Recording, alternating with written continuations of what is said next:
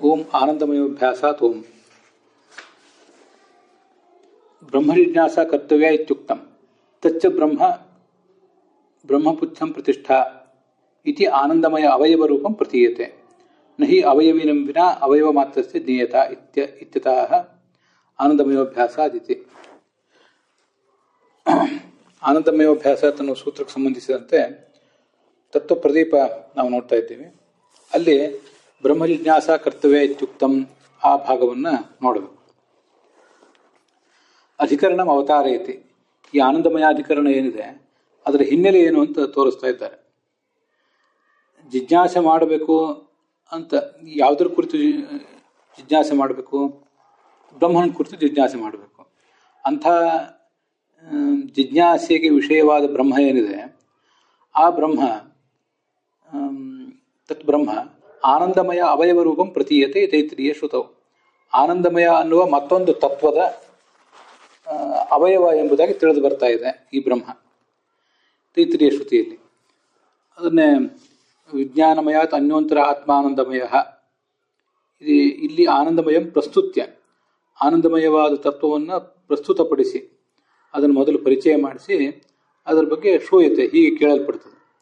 ತಸ್ಯ ಪ್ರಿಯಮಯೋ ಶಿರಃ ಇತ್ಯಾದಿ. ಅದ್ರ ಬಗ್ಗೆ ನಾವೀಗಾಗಲೇ ನೋಡೇ ಇದ್ದೀವಿ.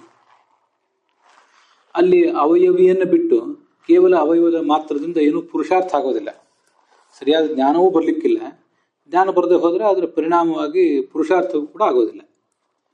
ಅವಯವಿಯಾದ ಆನಂದಮಯವನ್ನು ತಿಳಿಯದೆ ಅವಯವವಾದ ಬ್ರಹ್ಮವನ್ನು ಮಾತ್ರ ತಿಳಿದಿದ್ದರಿಂದ ಉಪಯೋಗ ಇಲ್ಲ ಅಂತ ಅರ್ಥ. ತಸ್ಮಾತ್ ಯಸ್ಯ ಅವಯವೋ ಬ್ರಹ್ಮ ಸಹ ಆನಂದಮಯ ವಿಚಾರ್ಯ ಸ್ಯಾತ್. ಯಾವ ಒಂದು ತತ್ವ ಇದೆ ಅದರ ಅವಯವವೇ ಈ ಬ್ರಹ್ಮ. ಆ ತತ್ವವಾದಂಥ ಆನಂದಮಯವನ್ನು ನಾವು ತಿಳಿಯಬೇಕು. ವಿಚಾರ್ಯ ಅಂದರೆ ಜಿಜ್ಞಾಸ್ಯ, ಯತ್ಪ್ರತ್ಯಂತವಾದ ಶಬ್ದ. ಇತ್ಯತಃ ಈ ಕಾರಣದಿಂದ ಆನಂದಮಯಸ್ಯ ಬ್ರಹ್ಮತ್ವ ಪ್ರಥಮತಃ ಸಾಧನೀಯಂ. ಆದ್ದರಿಂದ ನಾವು ಪ್ರತಿಪಕ್ಷಗಳನ್ನು ಕುರಿತು ಅಥವಾ ಶಿಷ್ಯರನ್ನು ಕುರಿತು ಯಾರಿಗೇ ಆದರೂ ನಾವು ಇದನ್ನು ಹೇಳಬೇಕಾದರೆ ಆನಂದಮಯವೇ ಬ್ರಹ್ಮ ಅಂತ ಮೊದಲು ಹೇಳಬೇಕು. ತತ್ ಸಾಧಯತೆ, ಅದನ್ನು ಸಾಧಿಸ್ತಾ ಇದ್ದಾರೆ ಆನಂದಮಯೋಭ್ಯಾಸಾತ್ ಎಂಬ ಸೂತ್ರದಿಂದ. ಆನಂದಮಯೋ ವಿಷಯ ಸ ಸಂಶಯತೆ ಬ್ರಹ್ಮಾದಿ ಪ್ರಕೃತಿ ವಿಷ್ಣುರ್ವಾ ಇತಿ. ಆನಂದಮಯವಾದಂತಹ ತತ್ವವೇ ಇಲ್ಲಿ ವಿಷಯ. ಅದರ ಬಗ್ಗೆ ನಮಗೀಗ ಸಂಶಯ. ಆ ತತ್ವವು ಸಂಶಯಿಸಲ್ಪಡುತ್ತದೆ. ಅದೇನು ಬ್ರಹ್ಮವ ಅಥವಾ ಪ್ರಕೃತಿಯ ಅಥವಾ ವಿಷ್ಣುನ ಅಂತ ಹೀಗೆ. ಬ್ರಹ್ಮಾದಿ, ಬ್ರಹ್ಮ ಮೊದಲಾದದ್ದು ಅಂತ, ಚತುರ್ಮುಖ ಬ್ರಹ್ಮ ಮೊದಲಾದದ್ದು. ಬ್ರಹ್ಮ ಆದಿ ಯಸ್ಯ ದೇವತಾ ಸಂಘಸ್ಯ ರುದ್ರ ಶಕ್ತಿ ಸ್ಕಂಧ ಸೂರ್ಯ ವಿಜ್ಞಾದೇಹ ಸಹ ಬ್ರಹ್ಮಾದಿ ಅಂತ. ಅಲ್ಲಿ ಬ್ರಹ್ಮ ಆದಿ ಅಂತ ದೀರ್ಘ ಆಗಬೇಕು. ಬ್ರಹ್ಮ ಅಂತ ಹ್ರಸ್ವ ಪ್ರಯೋಗ ಮಾಡಿದರೆ ಅದು ಪರಬ್ರಹ್ಮನನ್ನು ಹೇಳ್ತದೆ. ಬ್ರಹ್ಮ ಅಂತ ದೀರ್ಘ ಅದೇ ಚತುರ್ಮುಖ ಬ್ರಹ್ಮನ ಹೇಳ್ತದೆ. ಯಸ್ಯ ದೇವತಾ ಸಂಘಸ್ಯ, ಯಸ್ಯ ಅಂತ ಬಹುವ್ರೀಹಿ ಸಮಾಸ ಇದೆಯಲ್ಲ, ಬಹುವ್ರೀಹಿ ಸಮಾಸದಲ್ಲಿ ಯಸ್ಯ ಅಂದರೆ ದೇವತಾ ಸಂಘಸ್ಯ, ಯಾವ ದೇವತಾ ಸಮೂಹಕ್ಕೆ ಬ್ರಹ್ಮನು ಚತುರ್ಮುಖ ಬ್ರಹ್ಮನು ಆದಿಯಾಗಿದ್ದಾನೋ ಸಹ ಬ್ರಹ್ಮಾದಿ. ರುದ್ರ ಶಕ್ತಿ ಸ್ಕಂಧ ಸೂರ್ಯ ವಿಘ್ನಾದೇಹೆ. ಅದನ್ನು ಮತ್ತೆ ದೇವತಾ ಸಂಘ ಯಾರ್ದದು? ದೇವತೆಗಳ ಸಮೂಹದಲ್ಲಿ ಯಾರ್ಯಾರಿದ್ದಾರೆ ಅಂದರೆ ರುದ್ರ ಇದ್ದಾನೆ, ಶಕ್ತಿ ದೇವತೆ ಇದ್ದಾಳೆ, ಸ್ಕಂದ ಇದ್ದಾನೆ, ಸೂರ್ಯ ಇದ್ದಾನೆ, ವಿಘ್ನ ಅಂದರೆ ಚತುರ್ಮುಖ ಈ ಗಣೇಶ ಇದ್ದಾನೆ. ಈ ಎಲ್ಲ ದೇವತೆಗಳ ಸಮೂಹ. ಆ ಸಮೂಹಕ್ಕೆ ಚತುರ್ಮುಖ ಬ್ರಹ್ಮ ಆದಿಯಾಗಿದ್ದಾನೆ. ಅದು ಬ್ರಹ್ಮಾದಿಗಳು ಅಂತ ಹೀಗಾದ್ರೆ ಅರ್ಥ.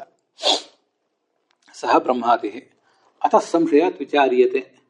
ಹೀಗೆ ಸಂಶಯ ಬಂದಿರುವುದರಿಂದ ಅದ್ರ ಬಗ್ಗೆ ವಿಚಾರ ಮಾಡ್ತಾ ಇದ್ದಾರೆ ಇನ್ನು ಮುಂದೆ. ಅಲ್ಲಿ ಪೂರ್ವ ಪಕ್ಷ ಮಾಡೋರು ಚತುರ್ಮುಖ ಬ್ರಹ್ಮಾದಿ ದೇವತೆಗಳೇ ಆನಂದಮಯ ಆಗಿರ್ಬೋದು ಅಥವಾ ಪ್ರಕೃತಿ ಆಗಿರ್ಬೋದು, ಇವೇ ಆನಂದಮಯ ಅಂತ ಪೂರ್ವಪಕ್ಷ. ವಿಷ್ಣುರೇವ ಇತಿ ಸಿದ್ಧಾಂತ, ಇದು ಗೊತ್ತಿದ್ದೇ ಇದೆ. ಹಿಂದೆ ತತ್ವಪ್ರಕಾಶಿಕದಲ್ಲಿ ನೋಡಿದ್ದೇವೆ. ಕೆಲವು ವಿಷಯಗಳನ್ನು ಅವ್ರು ಹೇಳ್ತಿರ್ತಾರೆ, ಅದಕ್ಕೆ ಅದನ್ನು ಪ್ರತ್ಯೇಕವಾಗಿ ಒಂದಿಷ್ಟು ನೋಡಬೇಕಷ್ಟೆ. ಅಲ್ಲಿ ಬ್ರಹ್ಮಾದಿ ಅಂತ ಪ್ರಶ್ನೆ ಬಂದಾಗ ಬ್ರಹ್ಮಾದಿ ದೇವತೆಗಳನ್ನು ಮಾತ್ರ ಇಟ್ಕೋಬೇಕು. ಯಾಕೆಂದರೆ ಬ್ರಹ್ಮಾದಿ ಎಲ್ಲ ಜೀವರನ್ನು ಇಟ್ಕೋಬೇಕಾಗಿಲ್ಲ. ಚತುರ್ಮುಖ ಬ್ರಹ್ಮ ಮೊದಲಾದ ದೇವತೆಗಳು, ಋಷಿಗಳು, ಪಿತೃಗಳು ಅಂತ ಹೀಗೆ ಕೆಲವು ಜನ ಶ್ರೇಷ್ಠರಾದ ಸಾಧಕರನ್ನು ಮಾತ್ರ ಇಟ್ಕೋಬೇಕು. ಜೀವ ಅಂತ ಹೇಳಲಿಕ್ಕೆ ಒಂದು ಪ್ರತ್ಯೇಕವಾದ ಶಬ್ದ ಇದೆ. ಅದರಿಂದ ಇಲ್ಲಿ ದೇವತೆಗಳನ್ನೇ ಇಟ್ಕೋಬೇಕು ಅಂತ ಅದರ ತಾತ್ಪರ್ಯ. ಬ್ರಹ್ಮಶಬ್ದಾದಿತ್ಯಾದಿನ ಪೂರ್ವಪಕ್ಷ ಯುಕ್ತಿಮಾಹ.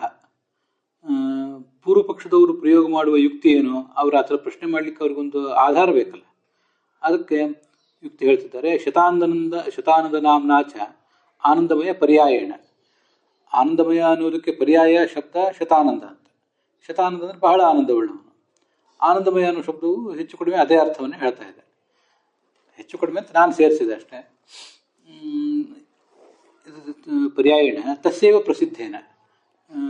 ಪ್ರಸಿದ್ಧೇನ ಹಿರಣ್ಯಗರ್ಭಸ್ಯ ಆನಂದಮಯತ್ವ ಪ್ರಾಪ್ತೇ. ಈ ಪ್ರಸಿದ್ಧನಾದಂಥ ಚತುರ್ಮುಖ ಬ್ರಹ್ಮ ಏನಿದ್ದಾನೆ, ಅವನಿಗೆ ಆನಂದಮಯತ್ವ, ಹಿರಣ್ಯಗರ್ಭನಿಗೆ ಚತುರ್ಮುಖ ಆನಂದಮಯತ್ವ ಅಂತ ಅನ್ನೋದು ಬಂತು. ಅವನಿಗೆ ಅದು ಪ್ರಸ್ತುತ ಆಯಿತು.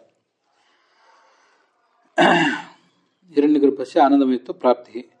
ತೇ ಶತಂ ಪ್ರಜಾಪತೇರಾನಂದಾಃ ಸ ಏಕೋ ಬ್ರಹ್ಮಣ ಆನಂದಃ ಇತಿ ಸೂಚಿತೇನ ಶತಾನಂದ ನಾಮ್ನಾ ಚ ತಸ್ಯ ಆನಂದತ್ವ ಪ್ರಾಪ್ತಿ. ಶತಾನಂದ ಅನ್ನೋ ಹೆಸರಿನಿಂದನೂ ಬಂತು. ಹಾಗೆ ತೈತ್ರಿಯ ಉಪನಿಷತ್ತಿನಲ್ಲಿ ಪ್ರಜಾಪತಿಗೆ ಅಂದರೆ ಈ ಗರುಡ ಶೇಷ ರುದ್ರಾದಿಗಳಿಗೆ ಏನಂದ ಆನಂದ ಇವೆಯೋ ಆ ಆನಂದಕ್ಕಿಂತ 100 ಪಟ್ಟು ಆನಂದ ಚತುರ್ಮುಖ ಬ್ರಹ್ಮನಿಗೆ ಅಂತ ಬಂದಿದೆ. ಹೀಗೆ ಉಪನಿಷತ್ತುಗಳನ್ನು ಗಮನಿಸಿದರು, ಶತಾನಂದ ಅನ್ನೋ ಶಬ್ದವನ್ನು ಗಮನಿಸಿದರು, ಅವನಿಗೆ ಈ ಚತುರ್ಮುಖ ಬ್ರಹ್ಮನನ್ನೇ ಆನಂದಮಯ ಅಂತ ಹೇಳಬೇಕಾದ ಒಂದು ಸಾಧ್ಯತೆ ಬಂದಿದೆ ನಮ್ಮ ಕಣ್ಣೆದುರಿಗೆ.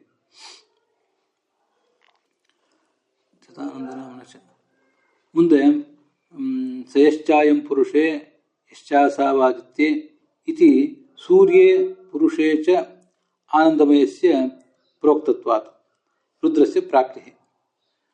ಈ ಇನ್ನೊಂದು ಅದೇ ತೈತರಿಯ ಉಪನಿಷತ್ನಲ್ಲಿ ಸೂರ್ಯನಲ್ಲಿ ಇದ್ದಾನೆ, ಹಾಗೆ ಪುರುಷನಲ್ಲಿ, ಪುರುಷ ಅಂದರೆ ಯಜಮಾನ, ಒಬ್ಬ ವ್ಯಕ್ತಿ ಸಾಧಕ, ಅವನಲ್ಲಿ ಇದ್ದಾನೆ ಈ ಆನಂದಮಯ ಅಂತ ಬಂದಿರೋದ್ರಿಂದ ಸೂರ್ಯನಲ್ಲಿಯೂ ಪುರುಷನಲ್ಲಿಯೂ ಇಲ್ಲ ಇರುವಂಥವನು ಯಾರು ಅಂದರೆ ರುದ್ರ. ಅದೇ ನಮಗೆ ಆ ವಿಷ್ಣು ಪುರಾಣ ಮೊದಲಾದ ಪುರಾಣಗಳಿಂದ ತಿಳಿದು ಬರೋದು. ಅದನ್ನು ತ್ರಿವಿಕ್ರಮ ಪಂಡಿತರೇನು ಹೇಳಿಲ್ಲ, ನಾವೇ ತಿಳ್ಕೋಬೇಕಷ್ಟೆ. ಪೃಥ್ವಿ ಮೊದಲಾದ 5 ತತ್ವಗಳು, ಸೂರ್ಯ, ಚಂದ್ರ ಮತ್ತು ಯಜಮಾನ. ಅಲ್ಲಿ ಪುರುಷ ಅಂದರೆ ಯಜಮಾನ, ಸಾಧಕ ಅಂತ ತಾತ್ಪರ್ಯ. ಅತಯೇವ ಅನ್ಯ ದೇವತಾನಾಂಶ, ಉಳಿದ ಇಂದ್ರ ಬೃಹಸ್ಪತಿ ಮೊದಲಾದ ದೇವತೆಗಳು ಕೂಡ ಪ್ರಸ್ತುತರಾಗ್ತಾರೆ. ಸೂರ್ಯನಲ್ಲಿ ಅವರಿದ್ದಾರೆ ಅಂದರೆ ಸೂರ್ಯನಿಗಿಂತ ಶ್ರೇಷ್ಠರಾಗಿದ್ದಾರೆ. ಹಿಂದೆ ಅದು ಬಂದಿದೆ. ಇಂದ್ರ ಬೃಹಸ್ಪತಿಗಳನ್ನು ಸೂರ್ಯನಲ್ಲಿ ಅಂತರ್ಗತರು ಅಂತ ನಾವು ಹೇಳೋದು ತಾತ್ಪರ್ಯ ಏನು? ಸೂರ್ಯನಿಗಿಂತ ಅವರು ಶ್ರೇಷ್ಠರಾಗಿದ್ದಾರೆ, ಅವನಿಗೆ ನಿಯಾಮಕರಾಗಿದ್ದಾರೆ ಅಂತ ಹಿಂದೆ ನಾವು ಅದನ್ನು ತತ್ವಪ್ರಕಾಶಕ ನೋಡುವಾಗ ನೋಡಿದ್ದೀವಿ. ಚಿತಾನಂದ ನಾಮನಾಚ.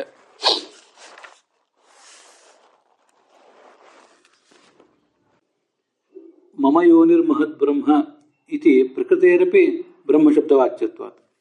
ಪ್ರಕೃತಿಯೂ ಕೂಡ ಬ್ರಹ್ಮಶಬ್ದ ವಾಚ್ಯಳೆ. ಅದೆಲ್ಲಿ ಕಂಡು ಬಂದಿದೆ? ಭಗವದ್ಗೀತಾದಲ್ಲಿ ಕಂಡು ಬಂದಿದೆ. ಅತ್ರಾಪಿ ಬ್ರಹ್ಮಶಬ್ದಾತ್ ಪ್ರಕೃತೇ ಪ್ರಾಪ್ತಿ.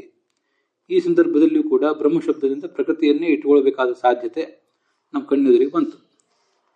ಸಹ ಕಾಮಯತ ಬಹುಸ್ಯಾಂ ಪ್ರಜಾಯೇತಿ ಇತ್ಯಾದೇಹೆ. ಹೀಗೆಲ್ಲ ಅನೇಕ ಪ್ರಯೋಗಗಳಿವೆ ಉಪನಿಷತ್ತು ವೇದಗಳಲ್ಲಿ. ತತ್ವ ಬಯಸಿತು, ಬಹುಸ್ಯಾಂ ಪ್ರಜಾಯೇಯ, ದೊಡ್ಡ ಪ್ರಮಾಣದ ಸಂತಾನವನ್ನು ಪಡಿಬೇಕು, ಬಹುರೂಪಗಳನ್ನು ತಾಳಬೇಕು ಅಂತ ಹೀಗೆ ಬಯಸಿತು ಅಂತ ಬಂದಿರುವುದರಿಂದ ಆನಂದಮಯಸ್ಯ ಬಹುಭಾವಾತ್. ಈ ಮಾತುಗಳಿಂದ ಆನಂದಮಯವು ಬಹುಭಾವವನ್ನು ಪಡೆದದ್ದು ಕೇಳಿ ಬರ್ತಾ ಇದೆ. ಆದ್ದರಿಂದ ಅದು ಜಡ ಪ್ರಕೃತಿಯೇ ಆಗಿರಬೇಕು. ಜಡ ಪ್ರಕೃತಿಯಶ್ಚ ಪರಿಣಾಮ ಮಾನಯ, ಅದು ಪರಿಣಾಮಿಸ್ತಾ ಇದೆ ಜಡ ಪ್ರಕೃತಿ ಅಂತ ಅನ್ನೋದು ಶಾನಚ್ ಪ್ರತ್ಯಯ. ಅದು ಇಂಥ ಪರಿಣಾಮವುಳ್ಳದ್ದು ಜಡ ಪ್ರಕೃತಿಯೇ ಆಗಬೇಕು. ಅದೇ ಬಹುಭಾವವನ್ನು ಪಡೆಯುವುದು. ಆದ್ದರಿಂದ ತಸ್ಯಾಶ್ಚ ಪ್ರಾಪ್ತಿ. ಬೃಹ ಜಾತಿ ಜೀವ ಕಮಲಾಸನ ಶಬ್ದರಾಶಿಷು ಇತಿ ಧಾತೋ ಬ್ರಹ್ಮಶಬ್ದ ವಾಚ್ಯತ್ವಾತ್ ಜೀವ ಮಾತ್ರಸ್ಯ ಪ್ರಾಪ್ತಿ. ಇದು ಇಲ್ಲೇ ಜೀವ ಮಾತ್ರ ಅಂತ ಹೇಳಿರೋದು. ಎಲ್ಲ ಜೀವರು ಇಲ್ಲಿ ಚತುರ್ಮುಖರು ಬ್ರಹ್ಮನೂ ಬರ್ತಾನೆ, ನಮ್ಮಂಥ ಸಾಮಾನ್ಯ ಜೀವರು ಬರ್ತೀವಿ. ಚತುರ್ಮುಖ ಬ್ರಹ್ಮಾದಿಗಳನ್ನು ಪ್ರತ್ಯೇಕವಾಗಿ ಹೇಳ್ತಾ ಪೂರ್ವ ಪಕ್ಷ ಮಾಡಲಿಕ್ಕೇನು ಕಾರಣ? ದೊಡ್ಡ ದೇವತೆ ಬ್ರಹ್ಮರುದ್ರಾದಿಗಳಿಗೆ, ಉಳಿದ ರುದ್ರಾದಿಗಳಿಗಿಂತ ದೊಡ್ಡ ದೇವತೆ. ಆದ್ದರಿಂದ ಆ ಚತುರ್ಮುಖ ಬ್ರಹ್ಮನನ್ನೇ ಆನಂದಮಯ ಅಂತ ಸ್ವೀಕಾರ ಮಾಡುವ ದೃಷ್ಟಿಯಿಂದ ಶಾಸ್ತ್ರಗಳ ಆಧಾರ ಇದೆ. ಅದರಿಂದ ಆ ಥರದ ಪ್ರಶ್ನೆ ಬರ್ತದೆ. ಅಂತೂ ಮೇಲ್ಮೇಲೆ ಹೋದಾಗ ಆ ಪೂರ್ವ ಪಕ್ಷದ ಸಾಧ್ಯತೆ ಜಾಸ್ತಿ ಆಗ್ತದೆ, ಕೆಳಗೆ ಬಂದಾಗ ಸ್ವಲ್ಪ ಕಡಿಮೆ ಆಗ್ತದೆ ಅಂತ ಕಾಣಿಸ್ತದೆ. ಈ ಜೀವನನ್ನೇ ಆನಂದಮಯ, ನಮ್ಮಂಥ ಸಾಮಾನ್ಯ ಜೀವನನ್ನೇ ಆನಂದಮಯ ಅಂತ ಪೂರ್ವ ಪಕ್ಷ ಮಾಡುವುದಕ್ಕಿಂತ ಚತುರ್ಮುಖ ಬ್ರಹ್ಮಾದಿಗಳು ಆನಂದಮಯ ಅಂತ ಪೂರ್ವ ಪಕ್ಷ ಮಾಡುವುದು ಹೆಚ್ಚು ಪೂರ್ವ ಪಕ್ಷಿಗಳಿಗೂ ಕೂಡ ಇಷ್ಟ ಆದೀತೇನೋ ಅಂತ ಈಗ ಅದರ ತಾತ್ಪರ್ಯ ಆಗ್ತದೆ. ಜೀವ ಮಾತ್ರಸ್ಯ ಅಂದರೆ ಜೀವ ಸಾಮಾನ್ಯ. ಏವಂ ಪ್ರಾಪ್ತೆ ಸಿದ್ಧಾಂತ ಮಾರಭತೆ ತಥಾಪಿ ಇತ್ಯಾದಿನ. ತಥಾಪಿ ಇಷ್ಟೆಲ್ಲ ಆದರೂ ಕೂಡ ನತೆ ಅವ್ರು ಯಾರೂ ಕೂಡ ಬ್ರಹ್ಮಶಬ್ದ ವಾಚ್ಯರಲ್ಲ. ಯಾಕೆ ಅಂತಂದರೆ ಅದಕ್ಕೆ ಕಾರಣಗಳನ್ನು ತೋರಿಸಿದ್ದಾರೆ, ಪುರಾಣದ ಕಾರಣಗಳನ್ನು. ಆ ಪುರಾಣದ ಮಾತುಗಳಿಗೆ ಏನು ಅರ್ಥ ಬರೋದಿಲ್ಲ ತ್ರಿವಿಕ್ರಮ ಪಂಡಿತರು. ಬುದ್ಧ್ಯ ಅವಿಹಿಂಸನ್ ಪುಷ್ಪೈರ್ವ ಪ್ರಣವೇನ ಸಮರ್ಚಯೇತ್ ವಾಸುದೇವಾತ್ಮಕಂ ಬ್ರಹ್ಮ ಮೂಲಮಂತ್ರೇಣ ಮಾಯತಿ ಇತಿ ವ್ಯಾಸಸ್ಮೃತಿ. ಇಲ್ಲಿ ವಾಸುದೇವಾತ್ಮಕಂ ಬ್ರಹ್ಮ, ವಾಸುದೇವ ಎಂಬ ಹೆಸರಿನ ಬ್ರಹ್ಮ ಅಂತ ಹೀಗೆ ಅರ್ಥ ಬಂದಿದೆ. ಇತ್ಯಾದಿ ವಾಕ್ಯ ಏವಮಾದಿ ವಾಕ್ಯೇಶು, ಇವೇ ಮೊದಲಾದ ವಾಕ್ಯಗಳಲ್ಲಿ ವಿಷ್ಣಾವೇವ ಪ್ರಸಿದ್ಧಸ್ಯ ಬ್ರಹ್ಮಶಬ್ದಸ್ಯ, ಬ್ರಹ್ಮಶಬ್ದ ಅನ್ನೋದು ಕೇವಲ ವಿಷ್ಣುವಿನಲ್ಲಿ ಪ್ರಸಿದ್ಧ ಆಗಿದೆ. ಆದ್ದರಿಂದ ಪ್ರಸಿದ್ಧವಾದಂಥ ಬ್ರಹ್ಮಶಬ್ದ ಏನಿದೆ ಅದನ್ನು ಆನಂದಮಯ ಶ್ರುತಿಯಲ್ಲಿ ಅಭ್ಯಾಸ ಮಾಡಿದ್ದಾರೆ.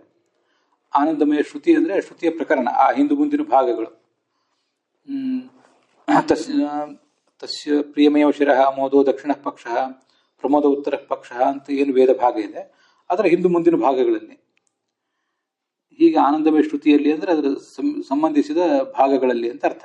ಅಭ್ಯಾಸ ಮಾಡಿರುವುದರಿಂದ ಬ್ರಹ್ಮಶಬ್ದವನ್ನು ಅನೇಕ ಬಾರಿ ಪ್ರಯೋಗ ಮಾಡಿರುವುದು.